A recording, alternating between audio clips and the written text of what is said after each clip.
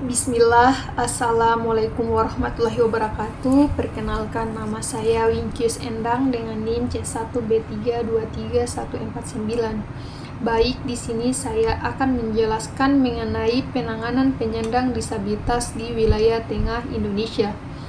Penanganan disabilitas di Indonesia Tengah yang mengalami kemajuan dengan fokus pada pendekatan berbasis hak asasi manusia. Pemerintah telah meratifikasi konvensi mengenai hak-hak penyandang disabilitas dan mengeluarkan Undang-Undang Nomor 8 Tahun 2016 tentang penyandang disabilitas yang bertujuan untuk melindungi dan memenuhi hak-hak penyandang disabilitas. Meskipun demikian, masih banyak tantangan yang dihadapi, terutama di wilayah tengah. Akses terhadap pendidikan, kesehatan, dan pekerjaan masih menjadi kendala bagi penyandang disabilitas. Stigma dan diskriminasi juga masih menjadi masalah. Selanjutnya, beberapa tantangan di wilayah tengah Indonesia. Pertama, geografis. Wilayah tengah Indonesia memiliki bentang alam yang beragam, yang meliputi dataran rendah, lautan, pegunungan, dan hutan. Aksesibilitas ke daerah terpencil bisa menjadi tantangan terutama bagi penyandang disabilitas. Yang kedua, keterbatasan infrastruktur. Meskipun ada upaya pemerintah untuk meningkatkan infrastruktur, wilayah tengah masih memiliki keterbatasan akses terhadap transportasi, bangunan ramah disabilitas, dan fasilitas kesehatan yang memadai. Ketiga, sumber daya terbatas. Wilayah tengah Indonesia seringkali memiliki sumber daya yang lebih terbatas dibandingkan wilayah lainnya, termasuk sumber daya untuk penanganan disabilitas. Yang keempat, kesadaran masyarakat. Kesadaran masyarakat tentang pentingnya inklusi dan hak-hak penyandang disabilitas masih perlu ditingkatkan di wilayah tengah. Stigma dan diskriminasi masih menjadi masalah. Upaya pemerintah dalam penanganan disabilitas. Pertama, Undang-Undang tentang penyandang disabilitas. Pemerintah Indonesia telah mengeluarkan Undang-Undang Nomor 8 Tahun 2016 tentang penyandang disabilitas yang bertujuan untuk melindungi dan memenuhi hak-hak penyandang disabilitas. Yang kedua, program pemberdayaan. Pemerintah juga telah meluncurkan berbagai program untuk memberdayakan penyandang disabilitas, seperti program pelatihan keterampilan, bantuan modal usaha, dan akses terhadap pendidikan dan kesehatan. Yang ketiga, Komisi Nasional Disabilitas. Komisi Nasional Disabilitas berperan dalam mengawasi dan mengadvokasi hak-hak penyandang disabilitas di Indonesia. Selanjutnya, peran masyarakat dalam penanganan disabilitas. Pertama, meningkatkan kesadaran, yaitu masyarakat perlu meningkatkan kesadaran tentang pentingnya inklusi dan hak-hak penyandang disabilitas. Kedua, mendorong akses. Masyarakat dapat mendorong pemerintah dan lembaga terkait untuk menyediakan akses yang lebih mudah bagi penyandang disabilitas terhadap layanan pendidikan, kesehatan, dan pekerjaan. Yang ketiga, mencegah diskriminasi.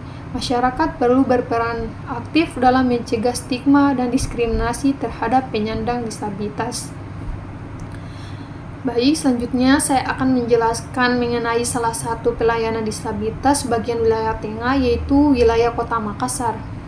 Pada pasal 1 ayat 7 Perda Kota Makassar nomor 6 tahun 2013 tentang pemenuhan hak-hak penyandang disabilitas, yaitu penyandang disabilitas adalah orang yang memiliki keterbatasan fisik, mental, intelektual, maupun sensorik dalam jangka waktu yang cukup lama, di mana ketika berhadapan dengan berbagai hambatan, hal ini dapat menghalangi partisipasi penuh dan efektif mereka dalam masyarakat berdasarkan kesetaraan dengan yang lainnya.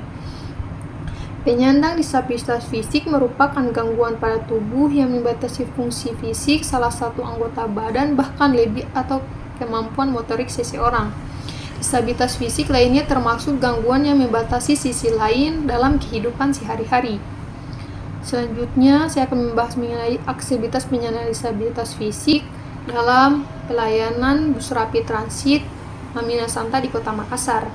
Permasalahan yang dialami oleh penyandang cacat atau disabilitas fisik yaitu di mana mereka masih sangat terdiskriminasi.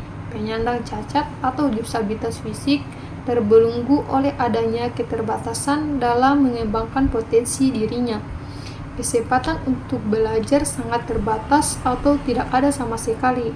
Tidak mampu untuk hidup mandiri secara ekonomi serta ketergantungan hidup pada orang lain secara sosial dan ekonomi. Melihat permasalahan tersebut, maka perlu adanya suatu aksesibilitas penyandang cacat atau disabilitas fisik. Aksesibilitas itu merupakan suatu ukuran kenyamanan atau kemudahan mengenai cara lokasi berinteraksi satu sama lain. Mudah atau susahnya lokasi tersebut dicapai melalui sistem jaringan transportasi dengan menghubungkannya dengan adanya bus rapid transit atau busway yang merupakan bus dengan kualitas tinggi yang berbasis sistem transit yang cepat, nyaman, dan biaya murah untuk mobilitas perkotaan dengan menyediakan jalan untuk pejalan kaki. Infrastrukturnya, operasi pelayanan yang cepat dan sering, perbedaan dan keunggulan pemasaran dan layanan kepada pelanggan. Kesimpulan, penanganan disabilitas di wilayah tengah Indonesia masih membutuhkan banyak upaya. Pemerintah, masyarakat, dan berbagai pihak terkait perlu bekerja sama untuk memastikan bahwa penyandang disabilitas dapat hidup dengan layak dan memiliki kesempatan yang sama untuk mencapai potensi mereka. Sekian materi dari saya. Wassalamualaikum warahmatullahi wabarakatuh.